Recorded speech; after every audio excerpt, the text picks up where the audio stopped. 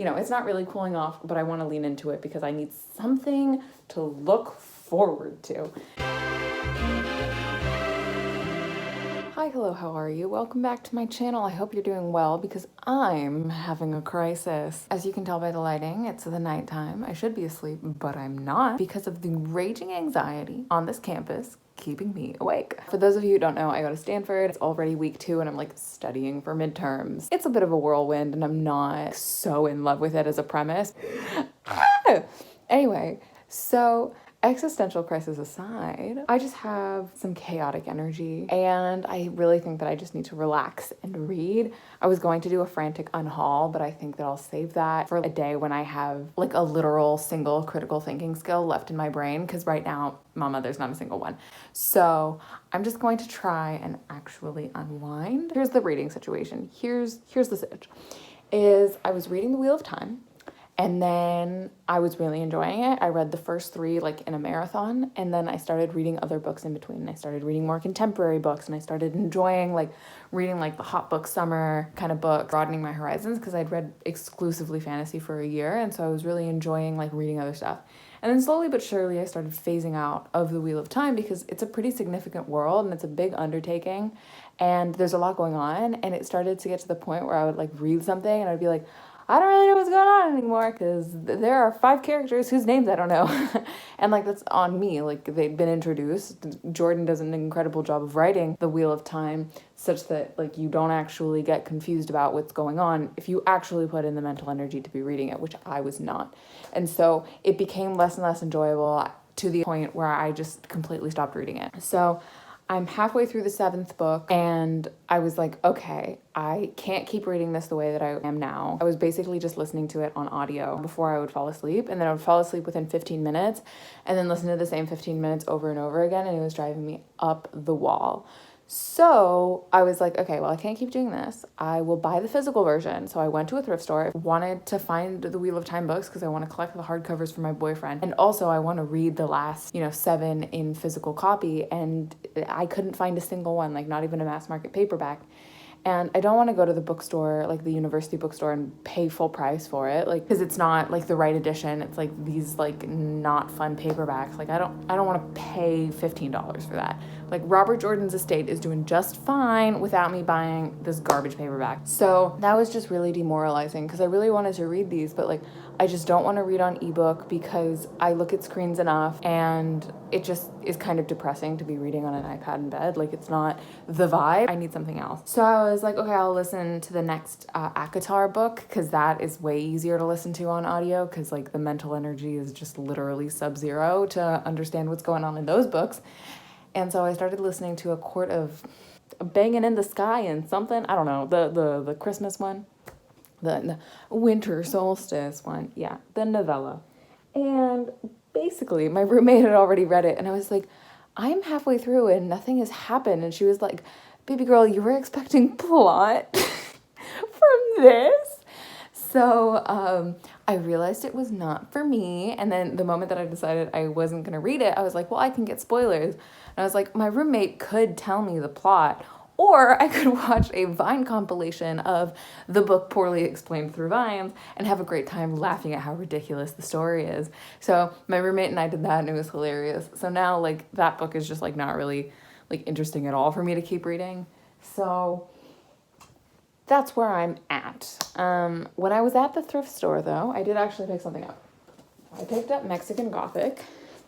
So it was $2. And I was like, well, it's a nice hardcover. It doesn't look like it was ever like read. I was like, if I'm ever gonna read this, like, I guess now is the time. Excuse me, blanket. So I picked it up and I was like, well, I could like go for the like spooky vibes. Like, it's almost October. I mean, it's like basically October. It's September 30th when I'm filming this. It was 90 degrees Fahrenheit today. So I'm like, I'm just looking for those like cozy autumnal vibes. Like, who am I lying to? It's hot here. It's not really cooling off, but I want to lean into it because I need something to look forward to. So I'm like, I could read this for like the spooky October vibes. And then on Libby, the like library app that I really like using, I placed a hole on The House of the Spirits by Isabel Allende like literally 3 months ago. and it finally came in. And so I'm like, that's another like spooky Latin book. I'm like, I kind of like that vibe for myself. So I'm like, maybe I should do like a cute, spooky, like fall themed reading event for myself and kind of get myself into reading again that way. Kind of pissed about the Isabel Allende book because I have the physical copy. I have a special edition of it actually, and I left it at my boyfriend's house because I was like, well, Libby says it's not going to be available for 6 months, and here it is. So it came super early, which is great because hopefully it'll pull me out of my reading slump, but I don't have the physical copy to read along with, so like I might have to buy a new copy or like try and find it. Actually, my school library might have it. But I can't go into my school library because I borrowed a book back in March or February of 2020 because I was taking a Russian literature class and I was basically like looking into the relationship between Camus and Dostoevsky. And so I picked out like the library's only copy of The Rebel in English by Camus, and it happens to be a rare book. It's like an original copy. It's like a beautiful cloth-bound book. Anyway, took that with me when I left campus because I was like, oh, I still want to write my final paper. And then I left it with my brother. And then I moved away from my brother. And it never crossed my mind to have my brother send it to the library because they were accepting mail returns of books. But I was like, oh, I don't want to make him deal with it. And I got back to campus and wanted to go to the library and then realized that I have a $90 fee on my account because they were like, well, you lost our book. I'm like, I didn't lose it. I didn't lose your rare book. Like, it exists. So I'm like, I had my brother mail it to me and they said that it arrived last Friday. It is now Thursday. And the mail center here hasn't processed my package. If it looks like I have crazy eyes, it's because I feel like I'm going insane. So like, I haven't been able to go into the library for like an extra week because like I have this fine on my account. They won't even let me into the building. And like, this all wouldn't have been a problem if the package center hadn't like lost my package basically. Like today I went to pick up what was almost certainly that package and they were like, well, our records say it's in this building, but like we can't find it. We'll give you a call. So like, you know what? I clearly need to unwind. What a trip. What a trip. So yeah, I think I'm going to take a shower. That's always good for like getting rid of the bad vibes. I might even wash my hair. That's exciting. And then I'll just like read until my hair dries. I would light a candle, but that's against the rules. But more importantly, I don't have a lighter. I used to light my candles with matches, not in the dorms, obviously, just elsewhere. Elsewhere, I would light candles with matches and I would like literally singe my fingers. I also got super crazy sophomore year and would roll up sticky notes and light the sticky note on fire and use it as an extra long match. Is this my greatest accomplishment of my entire life? Maybe. So I was in the shower having a great time and I suddenly felt a burning pain in my arm, and turns out, oh, you can't even see it because my robe's so thick, but I have a sunburn. Can't even see it. So I don't know why I was trying to show you because there's nothing to see. Like I'm still totally pale. It's not like I got any color. It's not even like it's red. It just hurt like a mother, you know, the way that only sunburns do. So that was really exciting. A really great way for me to start off my Zen evening by having my skin scream at me. So, you know, I feel like we really hit the ground running. But you know, otherwise I feel good. So I think I'm just gonna get into my PJs now. And actually, let's make a cup of tea.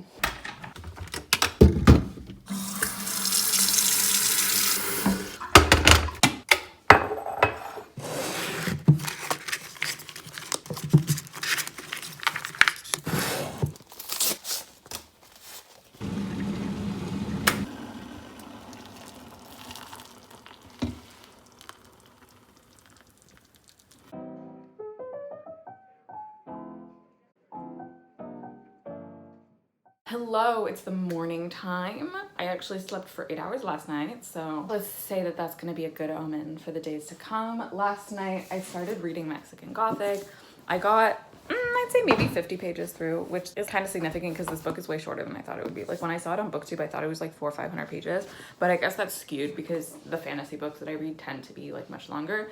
So I'm always surprised when I see teeny tiny little books like this. I'm like, what a cute little snack. So I started reading it and it's literally absurd. So basically, you have this socialite in Mexico City. It's the 1950s, and she's like rich, new money, drives a convertible, smokes cigarettes, is on some hot girl shit. And her cousin is like going crazy in this like marriage to an English guy in the countryside.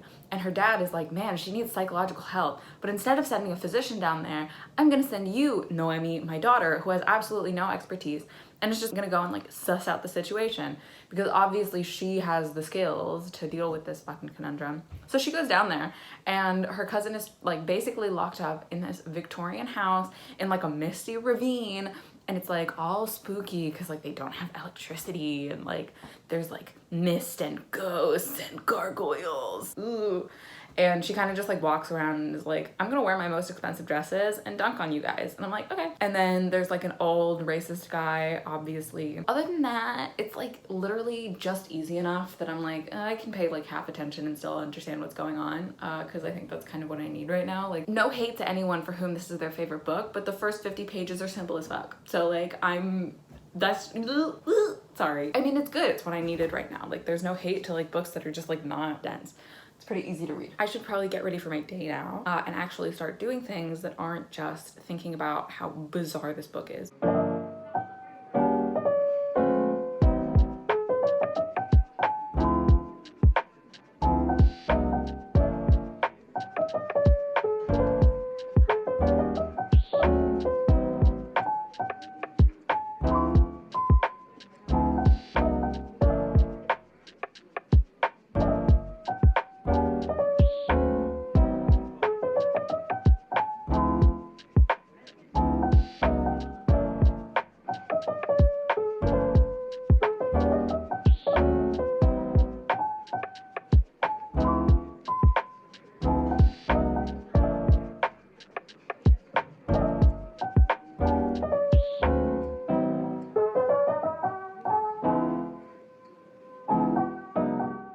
All right, so it's been like a whole day. I'm in my sweater because I'm trying to get cozy, even though it's still like 75 degrees outside at night. It's kind of ridiculous, but my room is cold because they blow cold air through the vents, which is kind of nice, but like I'm complaining because I'm like, I want the summer air, but it's not like I would open my windows anyway because there are creepy little bugs that fly in. I also saw a huge spider in my room the other day. Not the vibe. So windows are staying closed. I'll deal with the cold air. Anyway, Svenya, you had a point. The point was that I've basically just had a really long day. I did some work, then I made lunch, and my roommate and I walked to the community garden in the dorm complex that we live in and harvested some tomatoes, a whole cucumber, and some pomegranates. So we were able to make some cute salads to go with our lunch today, which was awesome. And then I went to office hours for my engineering class, which was good because I was able to like actually ask questions and like learn the material. This TA was super chill and he like actually offered to let us check answers. And I was like, yes, I don't have to like weasel them out of you. So that was really nice. I basically spent most of the day working on an assignment for one of my design classes. This class is a huge time suck and it just requires us to go off campus and like really like engage with the world, which is super interesting and so fulfilling. And it's the kind of work that I really want to be doing. And it's just a lot of fun, but it's so draining because the whole point of this is to actually look at the world and observe it and be present and notice things about the way that things are. And we've just spent our whole lives kind of not paying attention to the little details and having our minds fill in the blanks about what things mean and trying to rewire the way that we see the world and be present and have our minds on for 3-4 hours at a time looking at the same exact thing. Like, it's hard. This class is hard. So basically what that means is I sat in front of an ice cream shop for 4 hours basically and just asked people like why they came to the ice cream shop that day. It was kind of a lot. So that was most of my day. Came back, made dinner, and have kind of just been like working ever since. So I kind of really haven't had that much of a break, except my roommate and I went on a nice like evening walk, but like otherwise it's been pretty go, go, go. So I think I'm gonna have to start winding down now because it's 11 and I need to get a full night's sleep and I don't want to wake up super late tomorrow. And it's just, you know, that time of the day where like the morning is rapidly approaching and there's just like not enough time to get anything done. So I just have to cut my losses and say, like, at the end of the day, I need to take care of myself, because if I'm not taking care of myself, I won't be productive, which is not the right way to think about taking care of yourself, right? Because if you're only resting as a means to achieve the goal of doing more work, then rest becomes work in and of itself, which is not healthy, which is a habit that I'm trying to break for myself. But on this campus, that's just really hard since everything is just always at a gajillion miles per hour. But anyway, okay, I need to start winding down. As you can see, I'm only working myself up further. So I think what I'm going to do is I have some readings for class that I want to get done. So I'm going to go do those. I'm going to do them in my cute little reading chair underneath my paintings.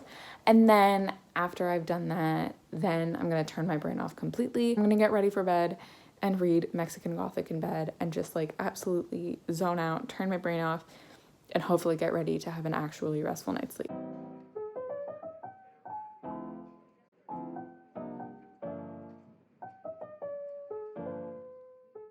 All right, I realized I never actually filmed an outro for this video. So as always, thank you so much for joining me. If you enjoyed this video, please like and subscribe. It really helps the channel out. And I'm looking forward to seeing you guys in the next one. Bye.